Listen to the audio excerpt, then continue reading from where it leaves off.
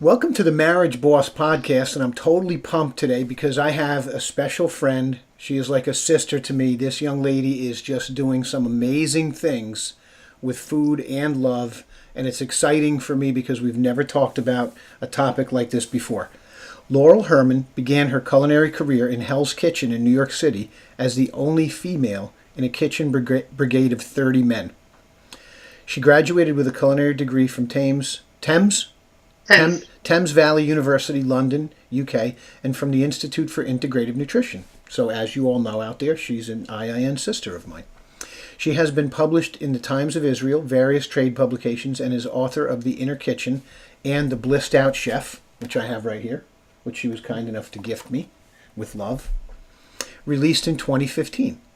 She has just returned from Chicago, where her book is being used in a culinary program in Pilsen's Rauner? Rauner,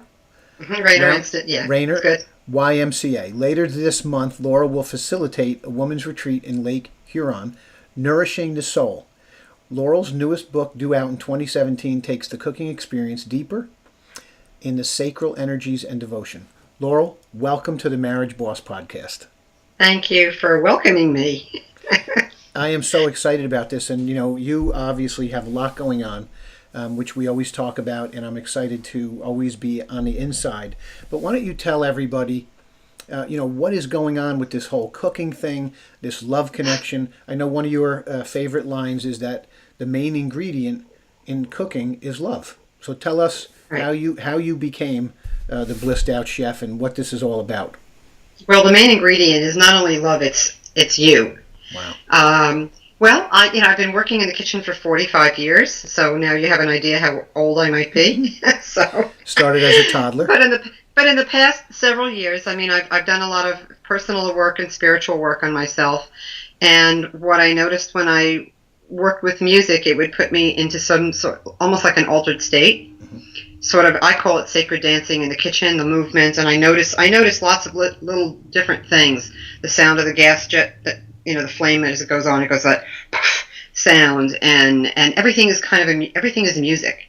Everything is music. So what I'm looking for is to be in an emotional place, because how we say we have to set the intention for things. We set the intention for a family meal, a holiday meal, mm-hmm. and sometimes it becomes very stressful. It really doesn't have to. We don't have stressful holiday meals anymore. We can get into that later, but the idea is that you're working with an energy, and music is one of the things that help you tap into that emotional landscape within yourself. And that's what I work with. And there's an energy that's created, and that energy is, you're walking around the kitchen. How many times have people, unconsciously done that, and they work to music and stuff, and they're jamming and they're having a great time, but they don't realize that energy is, everything, it's a holistic picture. If you're in the kitchen, that energy is also in your food. So it's much like the movie Like Water for Chocolate. I guess I can tell that story very quickly. How this young girl is born into this family where the mother is a widow, and she's a very angry woman, and she designates Tita, the little girl, to the kitchen, because she really doesn't want to be bothered with her, and she's going to be her servant for the rest of her life. So Tita learns from the cook. So as she grows up, she grows up to a young woman, and she meets this fellow Pedro, and they fall madly in love. And Pedro she's forbidden to marry him because the mother said, "You must serve me for the rest of your life." So she's heartbroken, and in order for Pedro to be closer to Tita, he marries her sister. So she is designated to make the wedding cake, and when she makes the wedding cake, her tears fall into the cake. All her emotions go into the cake. So everybody that eats the cake cries. Wow. And then so the only way she can show her desire for Pedro, because their love never ended, it just never ended, was through her food. So she would make different dishes, and this one sauce that she made had rose petals in it, and roses, signify love. Mm-hmm. And apparently everybody that ate that sauce sort of went home with each other that night.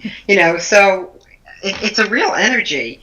It's a real energy. It's not just a concept. It's a real energy, and you can tell. How many people say, "Well, I know this is made with love." We have customers that do that all the time. So, Well, I'm often fascinated when I go into any food establishment, especially when you can watch the people making your food, and you can tell. You just see. And I remember seeing this at a young age and realizing that the preparation and the creation and cooking of food was really an art, and that when the people were excited and happy, I remember this woman. We used to have a summer house, and so we used to go to their house on Sundays because they lived nearby, and her name was Tess, and she used to make egg noodles with butter and cheese. So you're thinking, all right, well, it's egg noodles. You put them into boiling water, take them out, put them in a big bowl with butter or a pan, and then put cheese on them.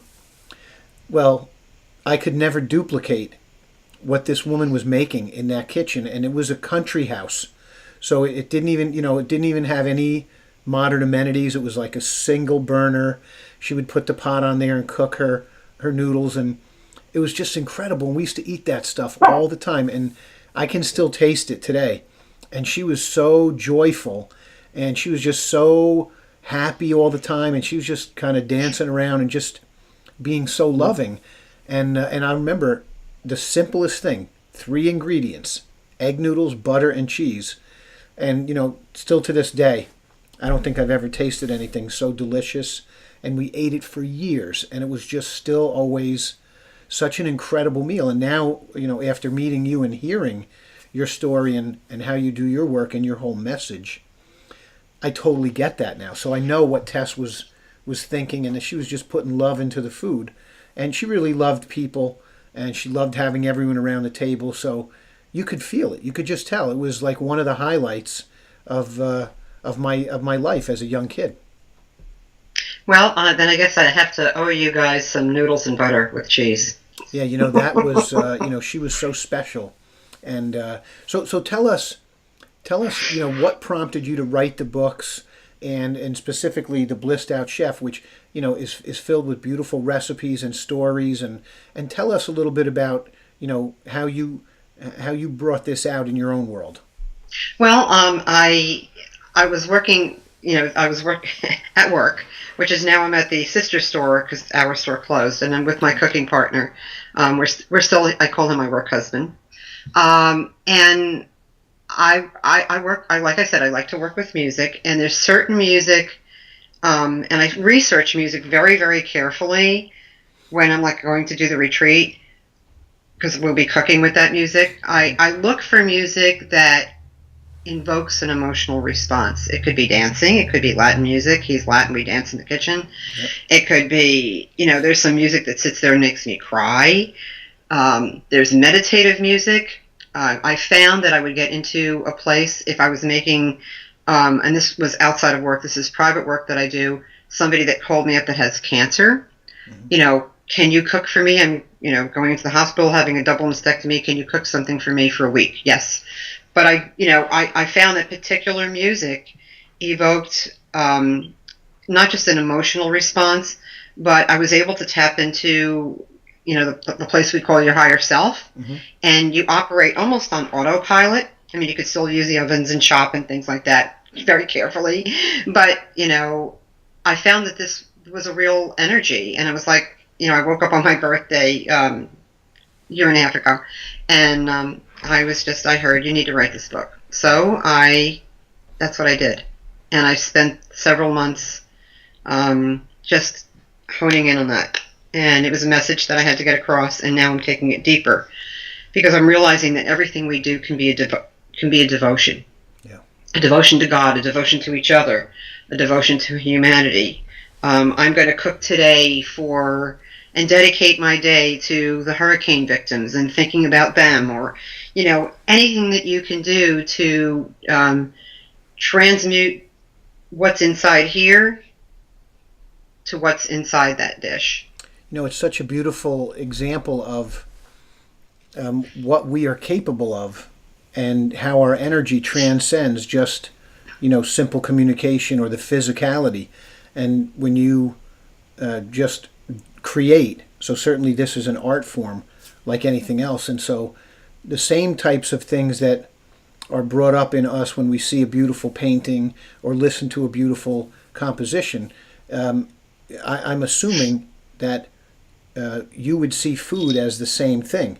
It's a Absolutely. composition, and so when one eats it, and one of the things that we struggle with, I know I do, is taking my time to eat the food and taste the food, and we're running so fast sometimes that we don't even get to just sit down and appreciate what someone has created for us. And a lot of times it might just be something processed or fast food or something like that. But I think what we're talking about here, when we talk about love in the kitchen and harnessing the love and energy of food and cooking, is that you would like us to take some time to sit down and really savor not only the food in front of us, but what went into it, and the energy behind it, and the communion of people with us during the eating.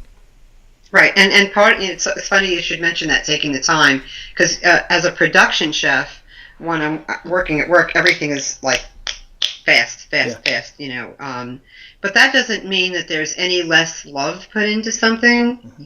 So I mean, people need understand that, and they do taste it. The greatest pleasure I have is having people over for dinner, which I rarely get to do anymore. But when I do, it's a tremendous pleasure for me, because I don't get to do that in that way, because I do it every day at work. Do you know what I mean? So So like tonight I'm going to be doing that. Oh, good, cool, lucky them. So one of the things we talked about when we were talking about having you on the show was how we can teach and at least send the message of how important it is to cook together, and how people who don't do it now can get into this again, and to kind of use this as an opportunity to love and to share life and to just connect. So talk a little bit about how you help people go back into the kitchen. Let's say, just for example, men. I talk to husbands a lot, so certainly we men and the husbands are not doing a lot of the cooking. In some cases, we don't do any. So how can we get back to sharing this responsibility and really sharing the gift of making the food, preparing the food, and how can we harness this love that you talk about when we come together? So let's just use an example of two people first, and then maybe even a romantic couple. So we'll give both examples so that we cover those who maybe don't have a romantic partner, and then we do cover the ones who do, but they're not engaging each other in the kitchen. Well, the first thing to remember is that, everybody has a different skill level. Mm-hmm. Some people have no skill level. It's not a matter of skill. It's a matter of communication, and the kitchen is a great place to learn how to communicate with each other. I have several examples in the book, like, how often, and I've done this before, you send you send your man out to get something from the store, and he picks up everything but the main ingredient. Mm-hmm. And you're tempted to say, what? Yeah. You asshole, what did you forget? You forgot. But, it's learning to take a step back and look at I'm sorry you forgot that. You know what? We're going to make this work anyway. If somebody doesn't chop something the same way you do, yeah, it's very hard for me, because I'm tempted to say, oh, no, you hold the onion this way, or you hold the knife this way, is to allow the other person to be who they are in the kitchen. If the onion gets chopped a little bit differently, as a matter of fact, I did this with my cooking partner. He used to say, you hold the onion this way. And I used to, on purpose, cut it the way I wanted to cut it. Yeah. Because, I wanted it to be my onion. So it's just really important to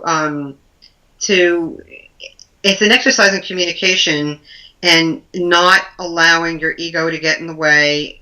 And if it doesn't come out perfect, it's fine. If it's an ingredient that's missing, it's fine. The important thing is that we are doing this together. Yeah. And what a blessing for so many of us that don't have the opportunity to do this with a spouse or a partner, to even the simplest things, even if one is the main cook and the other one is the shopper or the chopper or the whatever, they take out the garbage. Every single component, every single part of that is a contribution.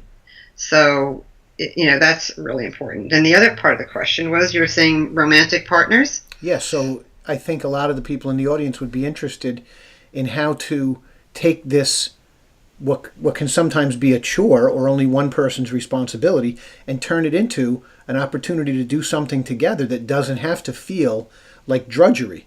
And it can be fun, and then it can also be, as we know, romantic, and then even sexual. Okay, well, we're going to get right there. I was hoping you would go there. Yeah, let's go. Well, we tend to think in spiritual terms that everything is from the heart up. Mm-hmm. We're supposed to be, leave the mind and just be from your heart. Well, the creative energy is in the sacral energy. Okay. And a lot of times we bypass that, thinking that, that's just too sexual, or it's too this to be spiritual. Mm-hmm. You can have a very spiritual experience in the kitchen. I think I told you the dinner party story. I was making a dinner party for some people, and I was making carrot soup, which is the color of the orange sacral, and I was having a beautiful memory of being with somebody, and it wasn't just the memory, it's the feeling, because like I said, the intention mm-hmm. is the feeling. Is nothing that you do with intention means anything without feeling. Mm-hmm. So if somebody is having a romantic partner or a sexual partner, and they want to tap into that energy, that's a wonderful place to go. Put on some great music and think about the romance, think about the conversation you're going to have dinner, the wine. It becomes a ritual. Mm-hmm. And trust me, if you're thinking about that when you're making your food, oh my God, the guests that I had at dinner, they barely made it home. Wow. So yeah, she called me up the next day. She says, I wasn't really feeling like that for a long time, but when we got home, So, and the gentleman said to me, it sounds like, were you making love when you made this soup? Of course, there's no shame in going to those places in your head and in your memories and your feelings.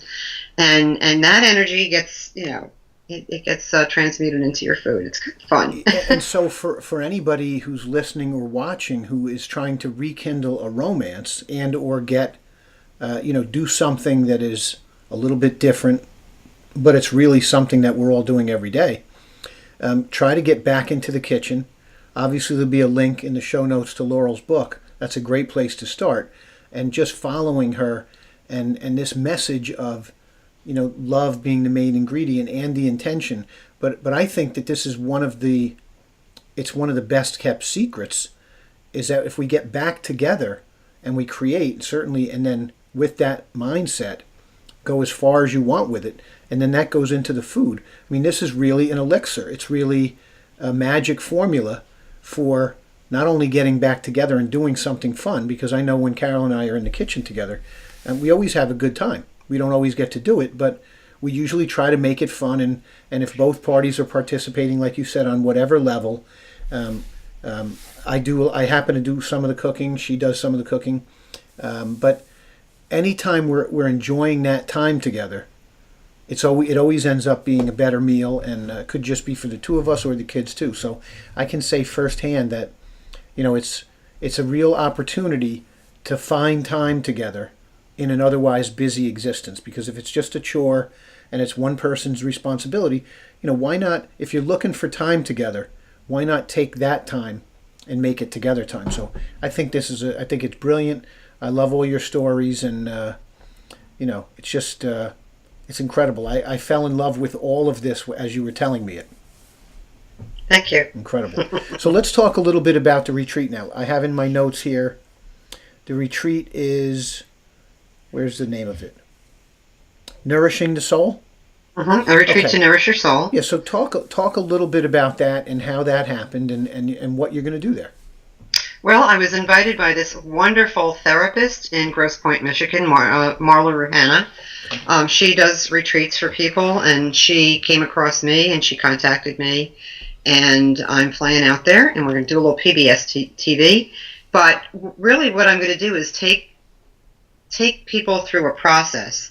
Now, there's going to be 20 women on this retreat. We're going to be in this log cabin all the way out in Lake Huron in the middle of nowhere. And we're going to go into the womb of the home, which is the kitchen. And, we're going to tap into our sacral energy and into our ancestors. We're going to be inviting our ancestors to join us. Mm-hmm.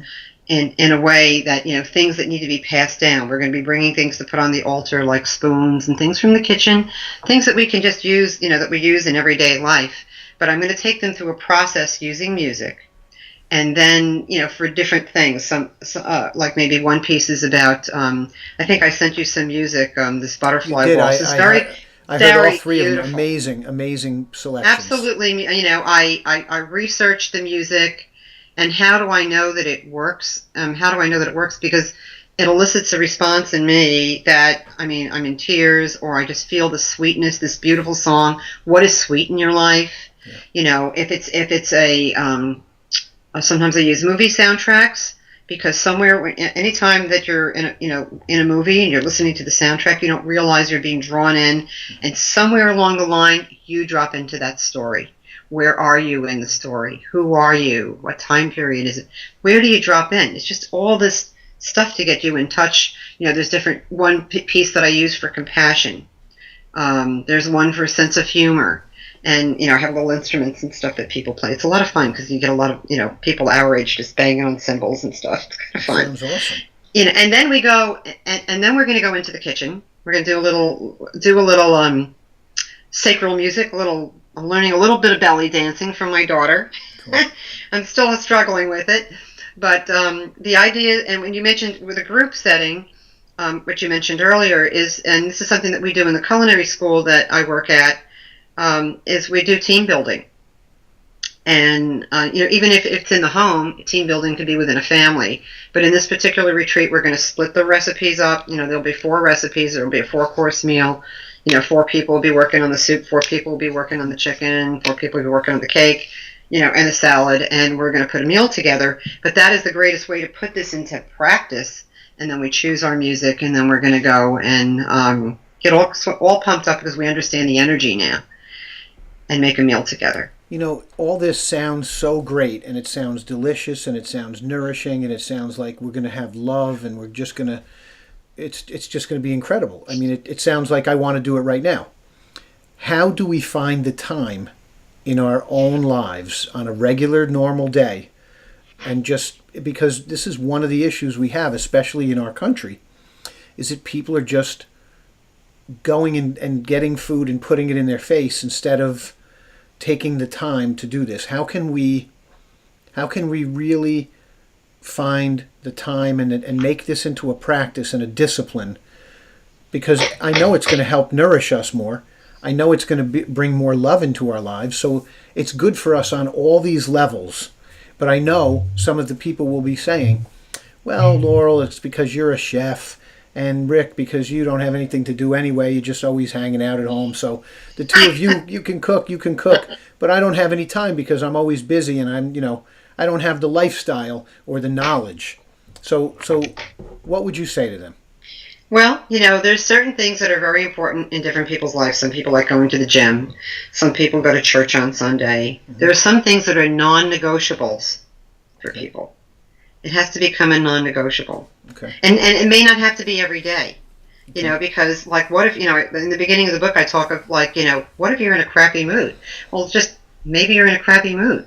Yeah. Maybe you're just not into it that day. But there should be a designated time, sometime during the week, where this is our meal time. This is a date with the family, or a date with your spouse or partner, or a date with yourself. Even better.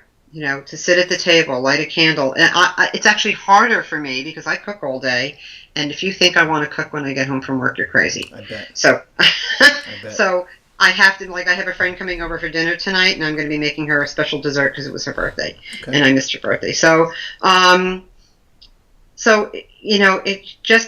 it doesn't have to be, like I said, an everyday thing, but and I don't want to use the word should, but it can be a designated time that you make special effort to be together. And like I said, it could be date night. Yeah. It could be cooking date night. All right. That sounds more doable. That sounds more doable. And what we should do is maybe do a Skype dinner. And that's another idea. Oh, yeah. That sounds interesting. Skype cooking dinner or That something. We sounds could do interesting. something together. That sounds interesting. So, what's the next step now? What are you going to do next as not an encore, but maybe like a what's your next chapter? What do you got planned, and what's going on? Well, I think you helped me with that. So, you encouraged me to write a proposal for a workshop, to do this workshop over at the Omega Institute, which would be absolutely the most divine thing in the world.